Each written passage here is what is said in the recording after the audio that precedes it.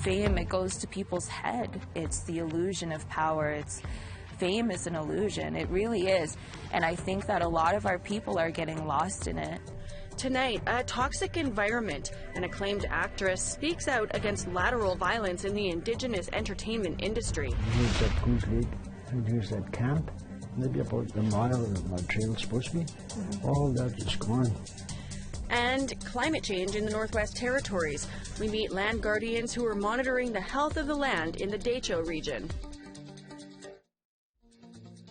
Good evening. Welcome to APTN National News. I'm Melissa Ridgen. The Indigenous Law Association has reversed an emergency government measure that allowed police to access people's private health data to see who tested positive during the COVID pandemic. The association is calling it a violation of rights, and now they want the information that was collected to be destroyed. To date, police in Ontario have accessed the COVID-19 testing information 95,000 times, 15,000 of which was by the Thunder Bay Police alone. Despite the Northern Ontario city having just reported 100 positive cases of the virus, police access was successfully challenged in court. Caitlin Casper of the Aboriginal Legal Services says it was an extra power that police didn't need. We know also from historical experiences that police often can use and do use people's either personal health information or other types of information against them to kind of facilitate those negative interactions. A private Facebook group in Alberta has gained shock and disgust after a post went viral over the weekend. It stems from an Indigenous man's request to use a phone on someone's property after his quad broke down nearby. APTN's Chris Stewart has that story.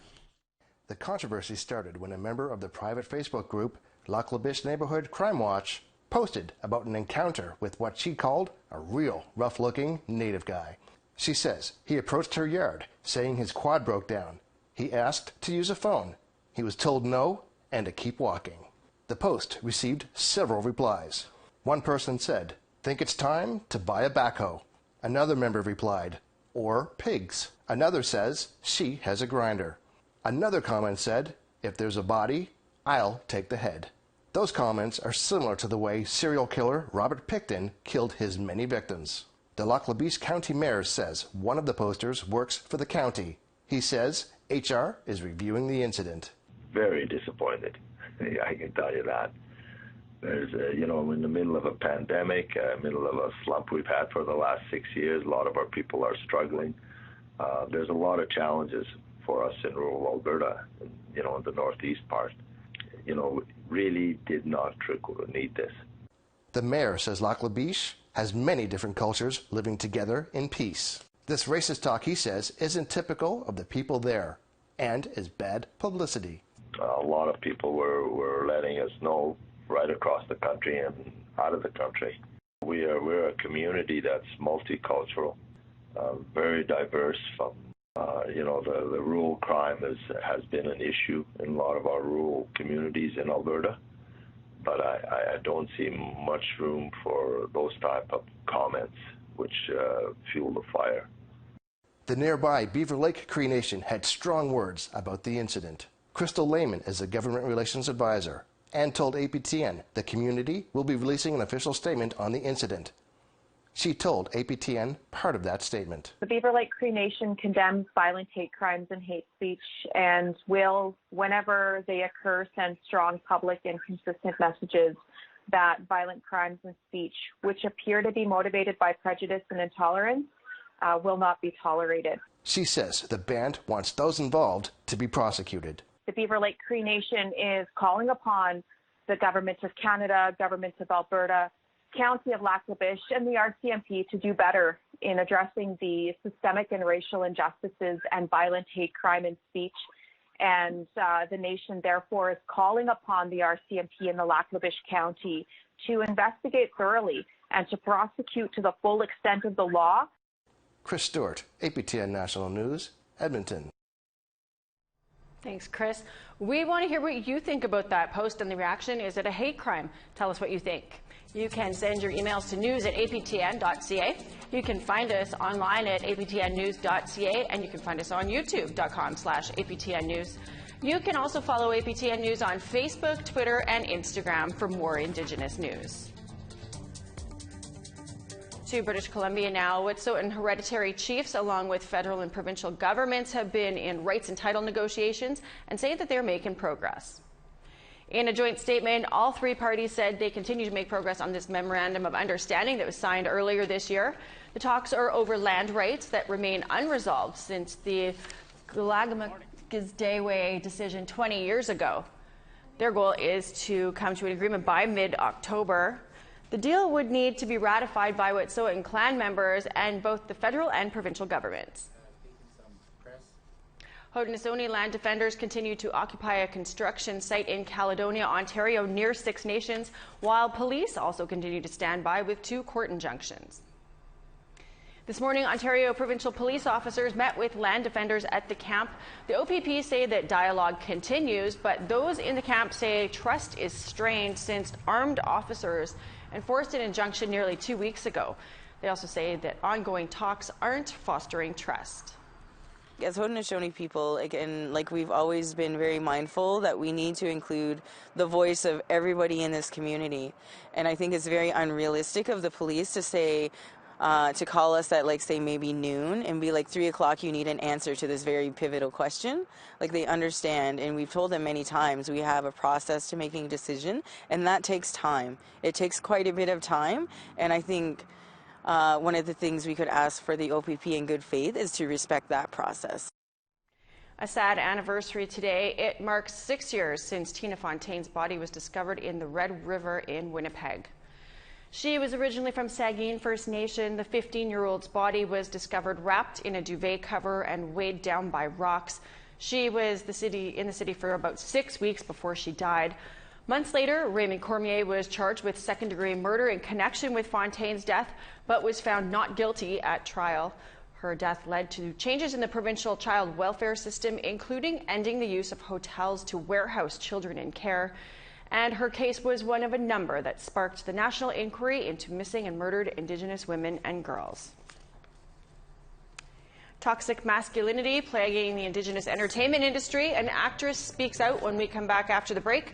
First, here's a look at the weather for the east and central parts of the country tomorrow. On the east coast, we've got 24 and some showers for Fredericton, 19 and cloud for St. John's. Cartwright, sunshine, 26 degrees. Kuujjuaq, 26, but some cloud. Gaspé, mix of sun and cloud, and 21. Montreal, showers and 22. Ottawa, 23 and some showers. Sault Ste. Marie, sunshine and 20 degrees. So look out, cloud with some showers, 23 degrees, 17 for Timmins and Kapuskasing. Lots of 26s there for Thompson, Norway House, God's Lake, sunny skies there. 30 in Winnipeg and Gimli, 32 for Dauphin and Brandon. 32 for Yorkton, 35 in sunshine for Regina and Estevan. 27 in sunny in Laurent, 22 with a mix of sun and clouds in Stony Rapids.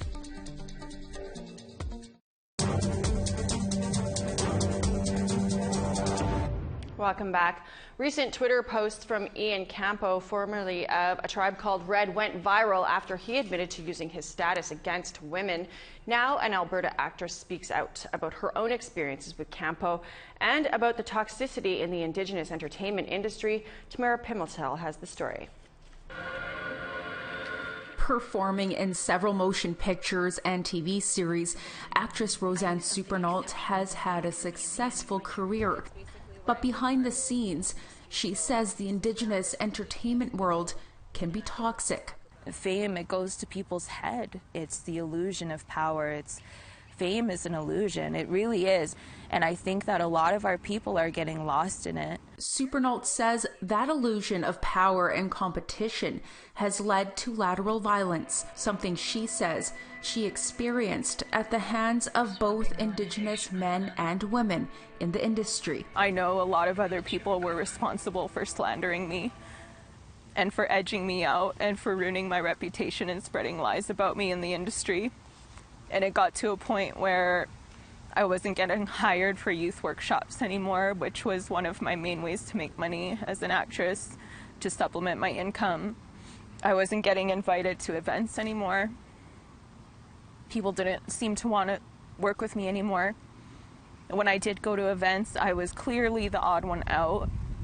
I was constantly shaded, given dirty looks. And it got so bad that I was going to kill myself. Supernault is speaking out now after former A Tribe Called Red member Ian Campeau took to Twitter late July, apologizing for using his fame to exploit women. I apologize openly for my past behaviors toward women. I'm a monster, but working to not be. On her Instagram, Supernault told the public she was one of them. I met Ian when I was much younger. I saw it as a friendship. I saw it as, this is an ally. This is someone who I regard as like an older brother. And that changed all in one night. She says she and Campeau met up while A Tribe Called Red was touring. He made me feel guilty for not having sex with him. I felt scared. I felt like if I didn't have sex with him, it was going to affect my career. He continuously grabbed my hands through the night and just kept grabbing them, and in that moment was grabbing them, and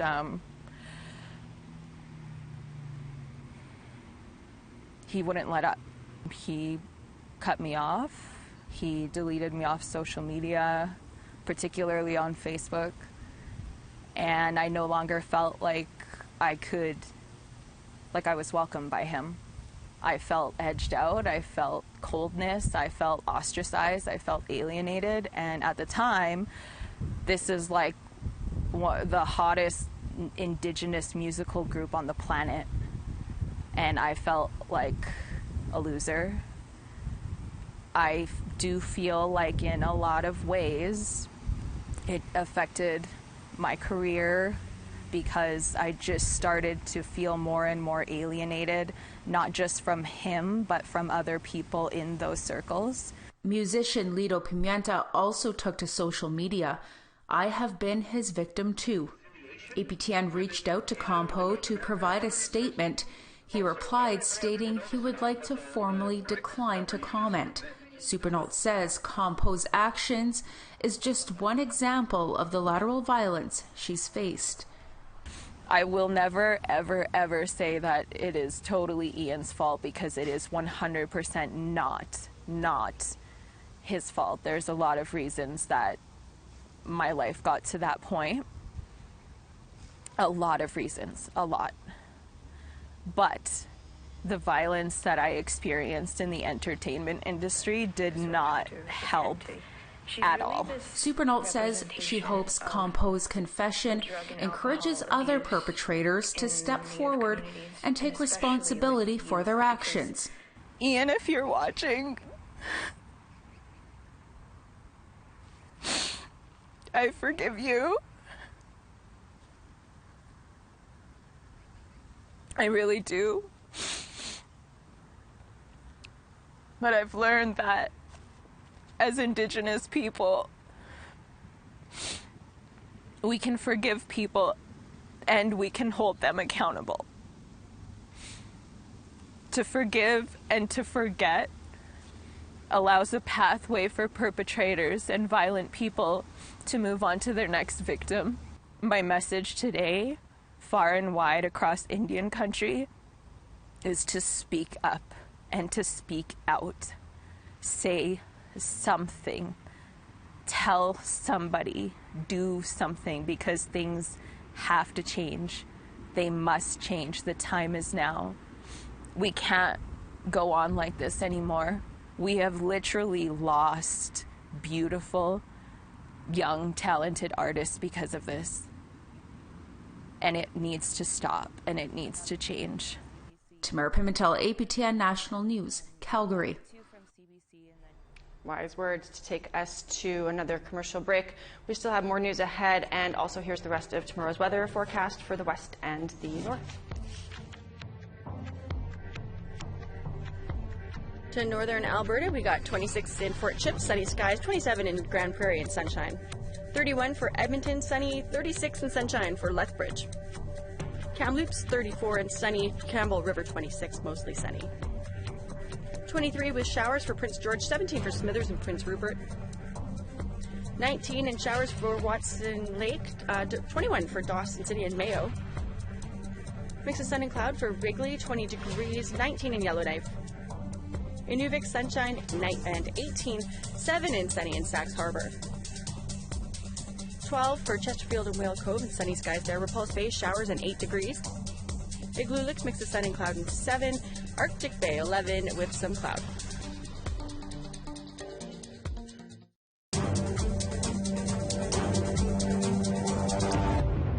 Welcome back.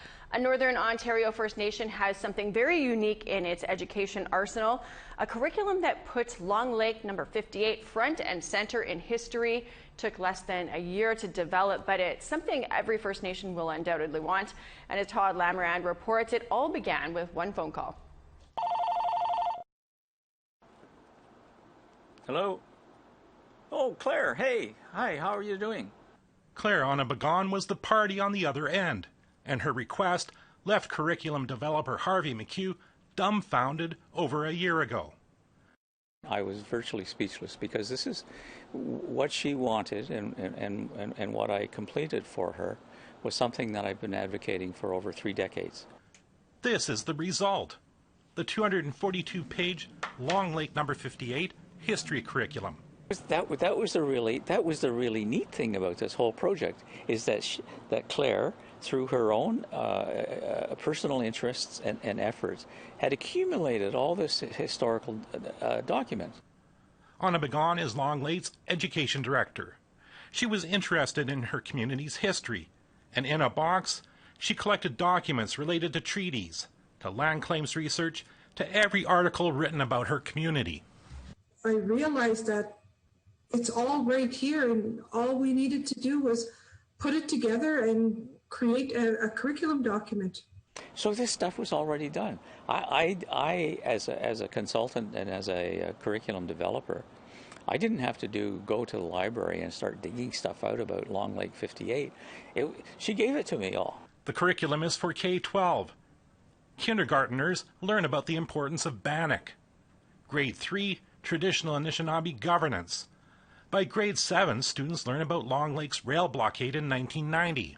At this point, they don't even realize about the blockade. They don't even realize how we were involved or how we supported the Oka crisis.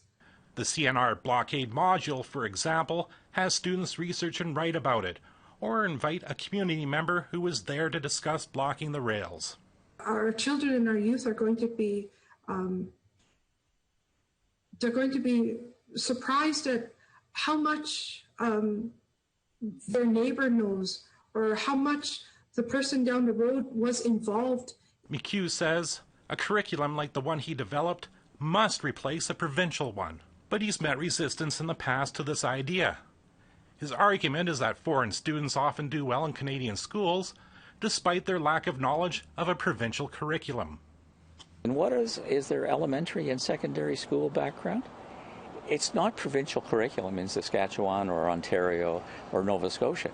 It's curriculum which has been developed in their own country, which educates them about themselves and about their nations. Both McHugh and Onnebegon say every community should be mimicking what other countries do and teach the rich history that reflects the experiences of First Nations citizens. We struggle every day with life in the communities, but if we had a strong foundation of who we were, who we are, that's what's going to take us into the future. Onnebegon planned to implement McHugh's curriculum this September, but admits the pandemic may create some restrictions. For example, limiting the use of in-class speakers. Todd Lamarand, APTN National News, Ottawa. Great story there. Decho Dene have been observing and adapting to changes on the land for centuries, but in the last 3 years, work around environmental monitoring and mapping has ramped up. Our reporter Charlotte Morit-Jacobs takes us to Fort Simpson, Northwest Territories for that story. Edward Cholo has spent his whole life working in and around the Mackenzie River, and the last 14 years as a land monitor in Inuit First Nation, Northwest Territories. He's seen many changes, and accessing traditional trails and his trapline has become difficult. And here's that Goose Lake, and here's that camp. Maybe about a mile of my trail's supposed to be. All that is gone, just washed out. So I had to have maybe a kilometer detour. He's one of roughly 30 Indigenous guardians who are trained to monitor the health of the land and the species in the Decho region. Passing on his 50 years of knowledge to the next generation isn't always easy. Younger generation don't know any changes because they're born into it. Yeah. To them, they look around, they don't see anything, but when you use the land for a long time, you look around, you see a lot of changes. If you're going up the river, you see a bunch of bushes on the shore, you know it can't be there because the ice cleans up everything on the shore. So that's a landslide. Landslides along the Mackenzie River are something many in the area have noticed. But it wasn't until 2017 when the First Nations saw this aerial footage that they knew just how bad things had become. Manager of Lands and Resources, Dieter Kazan, presented this video to newly trained guardians. To everybody that was from Providence, Wrigley, and other communities, everyone was saying, hey, that's happening near us too, that's happening near us, that's happening near us. In the last 3 years, local Indigenous governments have worked closely with Wilfrid Laurier to study the effects of permafrost reduction. And that land subsidence was right here. These guardians and leaders like Cholo and Kazan were trained in digital mapping, taking field notes from paper to computer to adapt faster. This is one of the things we're trying to do with a DCOP is develop a computer model to better predict permafrost melting. So some of those issues that would be occurring would be like if somebody wanted to build a cabin, or they had built a cabin, and one corner could be sinking. There's ways that they can use thermocultures to foster regrowth of permafrost. Dissolve oxygen, pH, conductivity, and temperature. Cholo says the partnership has been good so far, and he's learned from researchers. Some things that we don't care about or care to study, like being that in person, you don't study bugs. You're never too old to learn. We're both learning off each other, like something we miss, and there's easier way to do that. And this information is something Cholo wants to share with everyone. APTN News will be traveling with guardians and researchers in the Decho later this month. Charlotte Morit-Jacobs, APTN National News, Inuit First Nation, Fort Simpson. Well, that is your news to kick off the week. I'm Melissa Ridgen. Have a great night. We'll be back here tomorrow.